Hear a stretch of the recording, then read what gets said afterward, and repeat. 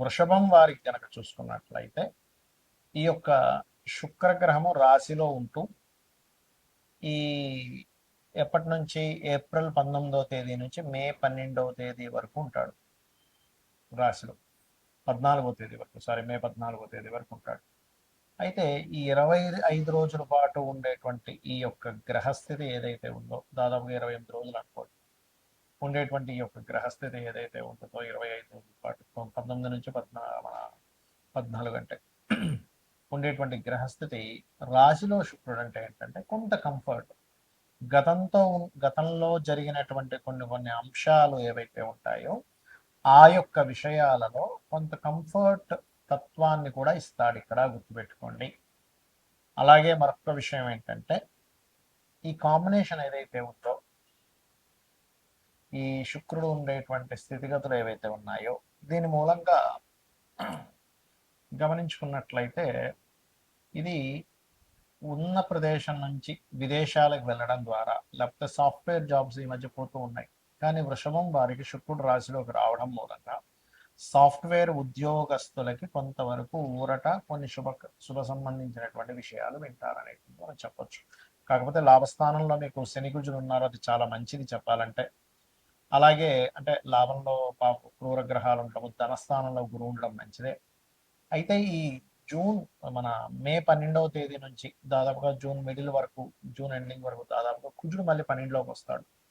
So ఈ శుక్ర కుజులు తన own హౌజెస్లోకి వెళ్తున్నందుకు ఏంటంటే 12లోకి వచ్చినప్పుడు ఉష్ణ సంబంధించినటువంటి విషయాల్లో ప్రకృతిలో కూడా ఎక్కువ మార్పులు వస్తూ ఉంటాయి. అంటే ఏంటి, బాగా హీట్ పెరగడం, మే నుంచే పెరిగిపోతుంది చూడండి, అసలు ఇప్పటి నుంచే పెరిగింది, ఇంకా పెరుగుతుంది, ఇంకా విపరీతం. అసలు ఎప్పుడు చూడనటువంటి ఎండని మనం చూస్తాము, ఎప్పుడు చూడనటువంటి వర్షాన్ని మనం చూస్తాము, పెట్టుకోండి. ఎప్పుడు చూడము బాబా ఇంత ఎండ, అసలు ఎప్పుడు రికార్డు 100 సంవత్సరాలు ఎప్పుడూ రానంత ఎండ చూసామండి, 100 సంవత్సరాలు ఎప్పుడూ చూడనంత వర్షం చూసామండి అనేది కూడా చూస్తాం మనం చెప్పాలంటే. అయితే కాకపోతే మీకు ఏంటంటే రాశిలో శుక్రుడు కొంత కంఫర్ట్ రిలేటెడ్ సంబంధించినటువంటి విషయాలను ఇస్తాడు. అదేవిధంగా కొంతవరకు ఇన్సూరెన్సెస్ మూలంగా కొంతవరకు కలిసి రావడము, మరియు అదేవిధంగా గమనించుకున్నట్లయితే ఇక్కడ మీ యొక్క సంతానాన్ని కుజుడు ఎప్పుడైతే 12వ స్థానంలోకి వస్తున్నాడో సంతాన సంబంధించినటువంటి విషయంలో కొంచెం స్ట్రెస్ని, ఇష్టపడిన వారిని వివాహం చేసుకోవాలనేటువంటి దాన్ని, ఎందుకంటే లగ్నంలో శుక్రుడు సప్తమాన్ని చూస్తాడు కాబట్టి వివాహ సంబంధించినటువంటి విషయాలకి కూడా ఇక్కడ యోగ్యం ఉంటుంది. అయితే ఎవరికైనా పర్సనల్ చార్ట్లో శుక్రగ్రహం చాలా ప్రాధాన్యత వహిస్తుంది, గుర్తుపెట్టుకోండి.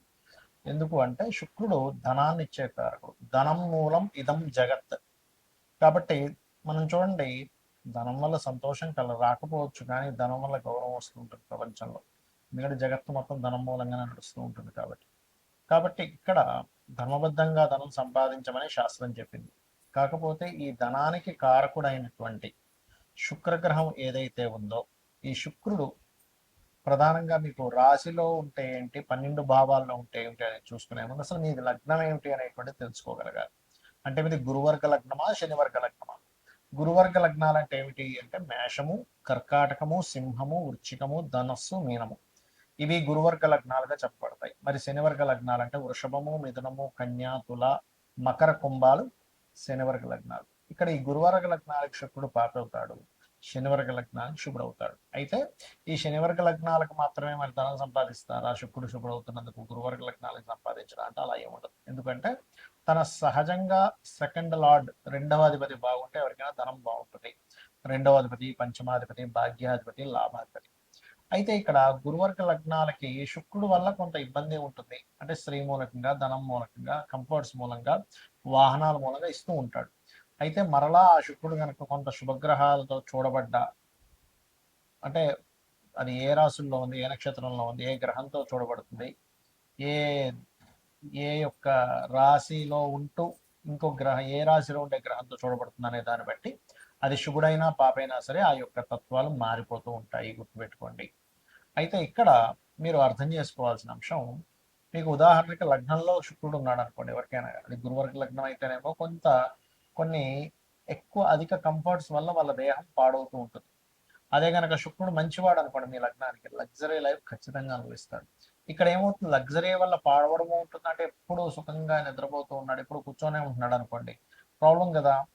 అలా కాకుండా కొంచెం ఎక్సర్సైజులు కూడా చేస్తూ ఉన్నప్పుడు ఆ దేహానికి మంచి చేస్తాడు శుక్రుడు కనుక శుభుడైతే. అయితే శుక్రుడు ఎప్పుడైనా సరే ధనస్థానంలో ఉన్నప్పుడు ఏంటంటే, ధనం సహజంగా శుక్రుడు ధనస్థానంలో ఉన్నందుకు ధన సంబంధించినటువంటి విషయంలో బాగుంటుంది, అందులో ఎటువంటి సందేహం లేదు. కాకపోతే శుభుడైతే మరింత చక్కగా ధనయోగాన్ని పెంచుతూ ఉంటాడు. అయితే ఇక్కడ ఏ ఆధిపత్యం కలిగి ఉండి ఆ ధనస్థానంలో ఉన్నాడో వాటి మూలంగా, అంటే 4వ అధిపతి శుభత్వం వచ్చి 2లో ఉంటే క్రియేటివ్ మూలంగా, లేకపోతే రియల్ ఎస్టేట్ మూలంగా, కన్స్ట్రక్షన్స్ మూలంగా, వాహన సంబంధంగా మీకు ధనయోగాన్ని అనేటువంటిది ఇస్తాడు, గుర్తుపెట్టుకోండి. ఇక 3వ భావంలో శుక్రుడు ఉన్నాడు. ఉదాహరణకి పాప అయితేనేమో కొంతమంది స్త్రీల పరిచయాల వల్ల ఇబ్బంది వస్తుంది, శుభుడైతే వాళ్ళ వల్లనే కొంత సహకారం ఉంటుంది. సహోదరులతో కొంతవరకు శుభుడైతేనేమో ప్రేమానురాగాలు ఉంటాయి. పాప అయ్యాడు అనుకోండి, కొంతమంది చూడండి, సొంత చెల్లెలే, సొంత అక్కే, లేకపోతే తెలిసిన వాళ్ళే స్త్రీ ఇబ్బంది పెట్టింది, మోసం చేశారంటూ ఉంటారు, అలాంటివి జరుగుతూ ఉంటాయి. 4వ భావంలో కనుక శుక్రుడు మీకు బాగుంటే ఖచ్చితంగా గృహయోగము, వాహన యోగం ఖచ్చితంగా ఉంటుందని చెప్పొచ్చు. అది శుభుడై బాగుంటాయి. పాడైతే వీళ్ళ పేర్ల మీద, అంటే శుక్రుడు కేతువు కలిసి ఉంటాడు, అలాంటప్పుడు వీళ్ళ యొక్క పేర్ల మీదే తీసుకోవడం వల్ల ఇబ్బంది వస్తుంది. ఇది ప్రధానంగా గుర్తుపెట్టుకోండి. అదేవిధంగా పంచమ స్థానంలో శుక్రుడు ఉన్నాడు.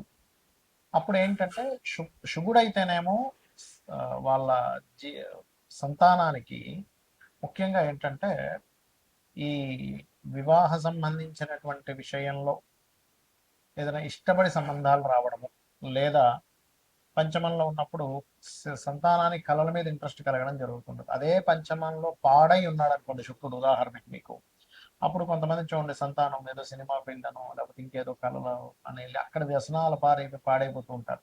అటువంటివి కలుగుతూ ఉంటాయి.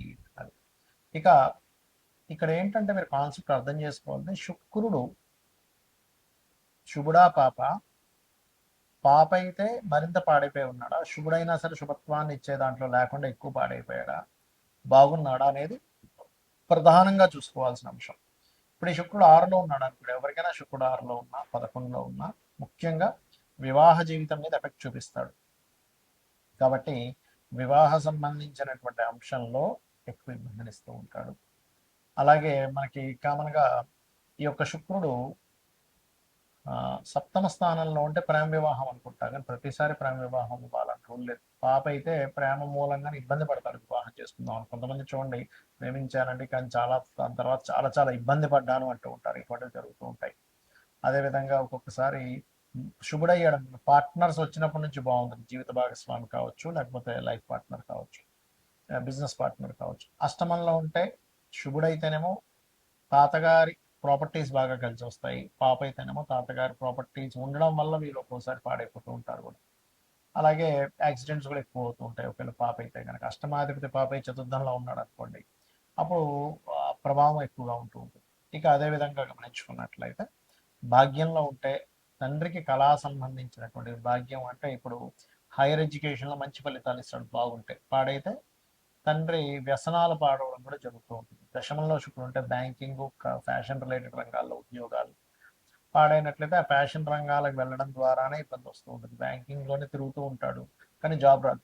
ఇక్కడ ఏంటంటే మీరు దేంట్లో ఎక్కువగా తిరుగుతూ మీ సమయాన్ని వృధా చేసుకుంటున్నారు అనేటువంటి విషయాన్ని కూడా గ్రహం చెప్తుంది, గుర్తుపెట్టుకోండి. అలాగే లాభస్థాన శుక్రుడు, ఇందాక మనం చెప్పుకున్నాం, వివాహ జీవితం, వివాహ సంబంధించిన విషయాలకు మంచిది కాదు అని. అలాగే మరొక విషయం ఏంటంటే 12వ స్థాన శుక్రుడు సుఖాన్ని ఇస్తాడు, అంటే కంఫర్ట్ లైఫ్ని ఇస్తాడు. కాబట్టి శుక్రుడు ఎప్పుడు కూడా 11 కంటే 12 చక్కటి ఫలితాలు ఇస్తుంది. ఇక ఈ యొక్క విషయంలో శుక్రుడు కనుక పాడైనట్లయితే ఎవరైనా సరే అమ్మవారి ఆరాధన చేయడము, లలితా సహస్రనామాల యొక్క శ్రవణము పఠనము చేయడం కనుక చేసినట్లయితే అన్ని విధాలా బాగుంటుంది. శ్రీమాత్రే నమః.